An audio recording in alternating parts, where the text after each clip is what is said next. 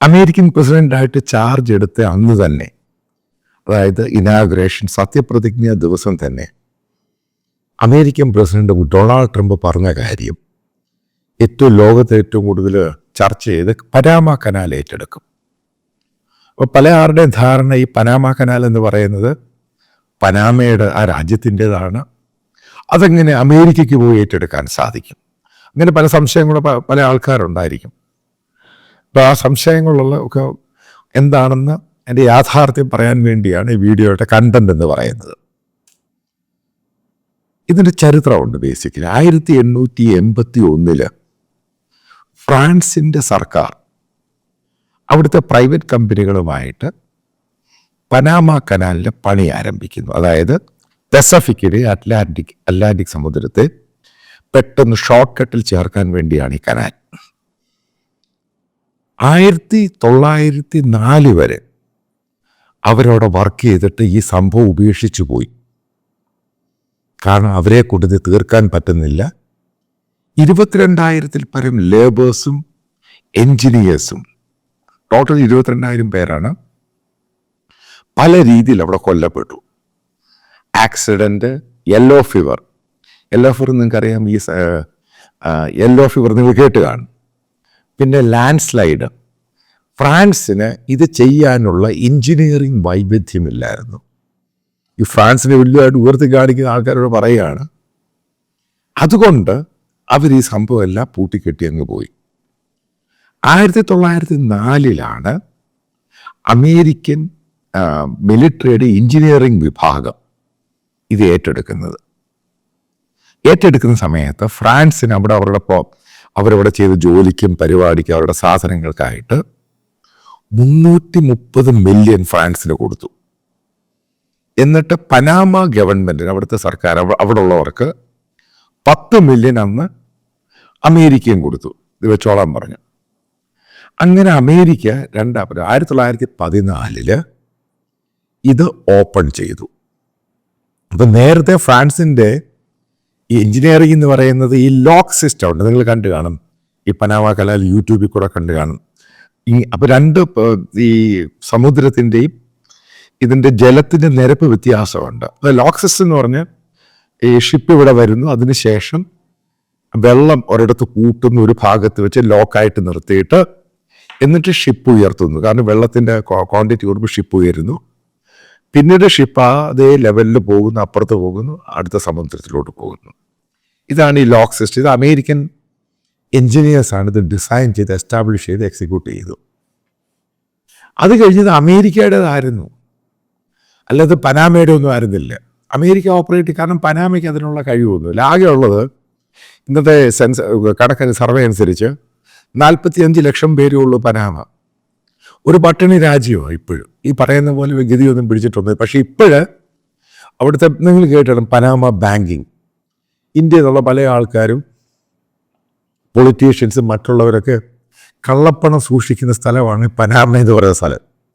അങ്ങനെ ഇന്ത്യയിൽ ഇത് ഫേമസ് ആയി. കാരണം എനിക്കറിയാവുന്ന എൻ്റെ ഒരു സുഹൃത്തുണ്ട്, ഡൽഹിക്കാരനാണ്, പഞ്ചാബിയാണ്, വലിയ ബിസിനസ്സുകാരനാണ്. നേരത്തെ ബാങ്കിങ് ഫിനാൻസും ഒക്കെ ആയിരുന്നു. അയാൾ 10-25 വർഷമായി പനാമയിൽ ഇപ്പോൾ അവിടുത്തെ സിറ്റിസണാണ്. അവനവിടെ സ്വന്തം ഒരു ബാങ്കുണ്ട്. അവനാണ് ഈ പറയുന്ന പല ആൾക്കാരുടെ, അമിതാഭ് ബച്ചൻ, പല നടന്മാരുടെയൊക്കെ അക്കൗണ്ട് അവിടെ പോയി ഓപ്പൺ ചെയ്ത് പണം സൈഫൺ ചെയ്ത് അങ്ങോട്ട് കൊണ്ടുപോയത്. അപ്പോൾ അവന് ഈ പനാമയെ പറ്റി, അവിടുത്തെ ബാങ്കിങ്ങിനെ പറ്റി ഇടയ്ക്കിടയ്ക്ക് എനിക്ക് മെസ്സേജ് അയക്കും. ആരെങ്കിലും ഉണ്ടെങ്കിൽ തരണം, ഞങ്ങൾ നല്ല ബിസിനസ്സാണ്, വളരെ സേഫാണെന്നൊക്കെ പറഞ്ഞുകൊണ്ട്. ഇതാണ് ബേസിക്കലി പനാമ എന്ന് പറഞ്ഞ രാജ്യം. അല്ലാതെ വേറെ സംഭവങ്ങളൊന്നും പനാമയിലില്ല. പിന്നെ മലയാളികൾക്ക് അറിയുന്നത് പനാമ സിഗരറ്റ്, അത് നിന്നുപോയി, അതുപോട്ടെ. അപ്പോൾ ഈ ജിമ്മി കാർട്ടർ അധികാരത്തിൽ വന്ന സമയത്ത് ഈ പനാമ ഗവൺമെൻറ് നിരന്തരമായ ആവശ്യമായിരുന്നു. കാരണം അവർക്ക് സാമ്പത്തികമായിട്ടൊന്നുമില്ല, അവർക്ക് ഈ കനാൽ ഓപ്പറേറ്റ് ചെയ്യാൻ തരണം. മനസ്സിലാക്കുക, അന്ന് അമേരിക്ക അവർക്ക് 10 മില്യൺ കൊടുത്താണ് സ്ഥലത്തിന് വേണ്ടി മാത്രം. അന്ന് പണി ചെയ്തിരുന്ന ആൾക്കാർക്ക് ഫ്രാൻസിന് 350 മില്യൺ കൊടുത്തു. അതിനകത്ത് വലിയൊരു ശതമാനം അന്ന് ജോലി ചെയ്ത് കൊല്ലപ്പെട്ട പല വെസ്റ്റ് ഇൻഡീസിൽ നിന്ന്, കരീബിയൻസിൽ നിന്ന് വന്ന തൊഴിലാളികളായിരുന്നു. അവരുടെ ഫാമിലിക്ക് കൊടുക്കാൻ വേണ്ടി. കാരണം ഫ്രാൻസിന് നേരിട്ടല്ല കൊടുത്തു, അവരുടെ ഫാമിലിക്കും ബാക്കിയുള്ള ഫ്രാൻസിനും കൊടുത്തു. അവർ ചെയ്ത അത്രയും ജോലിക്ക്.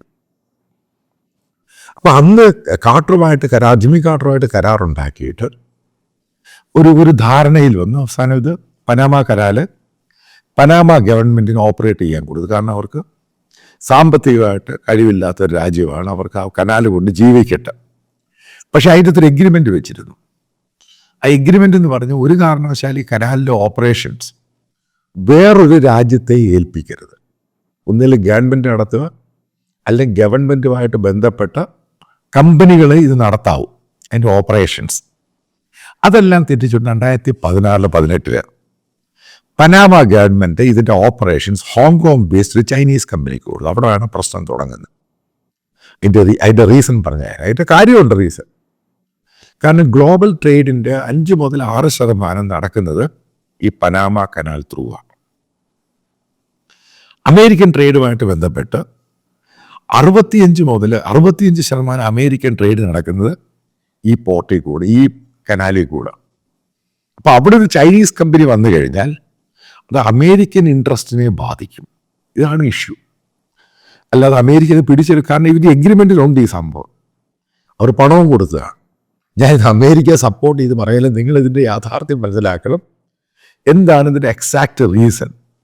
എന്തുകൊണ്ടാണ് അമേരിക്ക ഡിമാൻഡ് ചെയ്യുന്നത്? കാരണം അമേരിക്ക ഒരു ട്രേഡിൻ്റെ ലോകത്തിലെ വല്യപ്പനാണ്. അപ്പോൾ അവന് അതിൻ്റെ ഇടയ്ക്ക് കയറി ചൈന കയറി കളിക്കാൻ, മറ്റുള്ള രാജ്യങ്ങളെ കമ്പനി കയറി കളിക്കാൻ അവൻ സമ്മതിക്കില്ല. ഇത് ബൈഡൻ പലപ്പോഴും പറഞ്ഞു. പക്ഷെ ഇപ്പം ഇന്നത്തെ റിപ്പോർട്ട് അനുസരിച്ച് പനാമ ഗവൺമെൻറ് മാർക്ക് റൂബിയോ, അതായത് എക്സ്റ്റേണൽ അഫയേഴ്സ് സെക്രട്ടറി കൊടുത്തിരിക്കുന്ന ഒരു ഗ്യാരണ്ടി എന്ന് പറയുന്നത് അത് 2026 വരെയാണ് ഈ ഹോങ്കോങ് കമ്പനിക്കുള്ളത് കരാർ.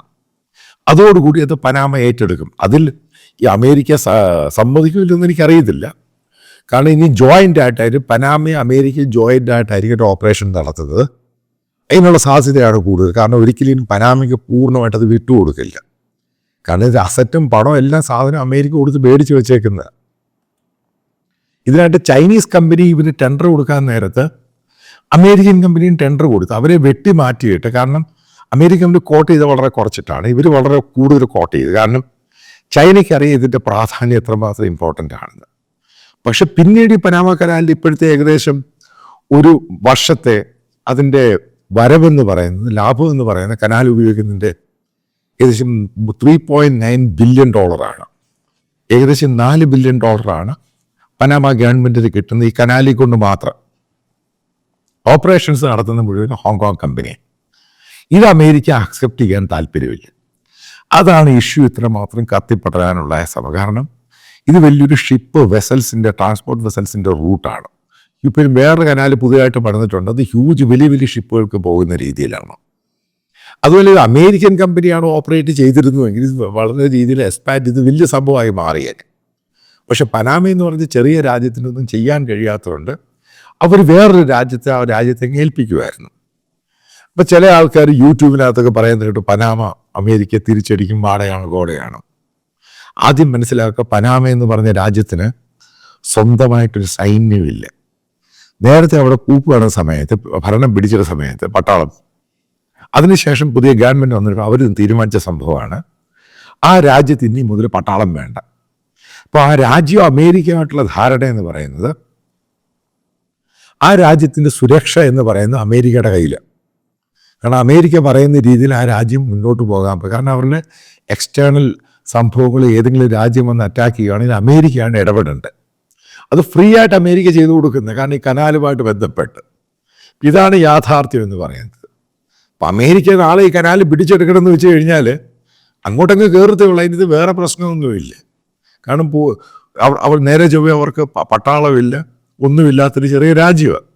അപ്പോൾ ഈ രാജ്യം ബേസിക്കലി ആ ധാരണകൾ മുഴുവൻ തെറ്റിച്ചതുകൊണ്ടാണ് അമേരിക്കൻ താല്പര്യങ്ങളെക്കാൾ ഉതിരി അവർ പ്രാധാന്യം കൊടുത്തത് ഈ ചൈനീസ് താല്പര്യങ്ങൾക്കാണ്.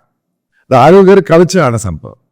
മനസ്സിലാക്കേണ്ടത് പനാമയുടെ ഏറ്റവും വലിയ വരുമാനം എന്ന് പറഞ്ഞ ബാങ്കിങ് ആണ്. ലോകത്തുള്ള കള്ളപ്പണം എല്ലാം കൊണ്ടിടുന്ന രാജ്യമാണ്. പക്ഷെ കുഴപ്പമില്ലാത്തൊരു ഗവൺമെൻറ്റാണ് അത് പോയിക്കൊണ്ടിരിക്കുന്നത്. അവർക്കൊന്നും വീരവാദം അടിക്കാനൊന്നും പറ്റത്തില്ല. കൊളംബിയ അടിച്ച പോലെ വീരവാദമേ ഉള്ളൂ. നാളെ അമേരിക്ക വേണ്ടാന്ന് വെച്ച് കഴിഞ്ഞാൽ വേണ്ട, അത്രയേ ഉള്ളൂ. പക്ഷെ അങ്ങനെ ഒരു ധാരണയിൽ ഉണ്ടാകാൻ സാധ്യതയില്ല. അവിടെ ഒരു സൊല്യൂഷൻ ഉണ്ടാകും. ആ സൊല്യൂഷൻ എന്ന് പറഞ്ഞാൽ ആമിക്കബിളായിട്ട് രണ്ട് രാജ്യം ഇരുന്ന് സംസാരിച്ച് സൊല്യൂഷൻ ഉണ്ടാക്കിയിട്ട് അവിടെ തേർഡ് പാർട്ടി മീഡിയേറ്റേഴ്സ് ഇല്ല, ചൈനീസ് കമ്പനികൾ മറ്റൊന്ന് കമ്പനികളില്ലാതെ അമേരിക്കൻ പനാമയായിട്ട് ജോയിൻ്റ് ആയിട്ട് ഓപ്പറേറ്റ് ചെയ്യുന്ന ധാരണയാണ് ഏറ്റവും കൂടുതൽ ഉണ്ടാകാനുള്ള ധാരണ, പോസിബിലിറ്റി എന്ന് പറയുന്നത്. അല്ലാതെ ഈ പറയുന്ന അമേരിക്കയോട് നിന്ന് വരട്ടാൻ ഇപ്പോൾ ഈ പനാമയ്ക്കൊന്നും കഴിയത്തൊന്നുമില്ല. പക്ഷെ ട്രേഡുമായിട്ടല്ലോ, ഗ്ലോബൽ ട്രേഡുമായിട്ട് നോക്കുമ്പോൾ ഈ കനാലിന് വലിയ വലിയ പ്രാധാന്യമുണ്ട്. അതിന് അമേരിക്കൻ ഇൻട്രസ്റ്റ് എന്ന് പറഞ്ഞാൽ വലിയ ഹൈ ആണ്. അതിന് ലോകത്തൊരു രാജ്യം പോലും പനാമയെ ആ കാര്യത്തിൽ സപ്പോർട്ട് ചെയ്യാൻ വരികയില്ല.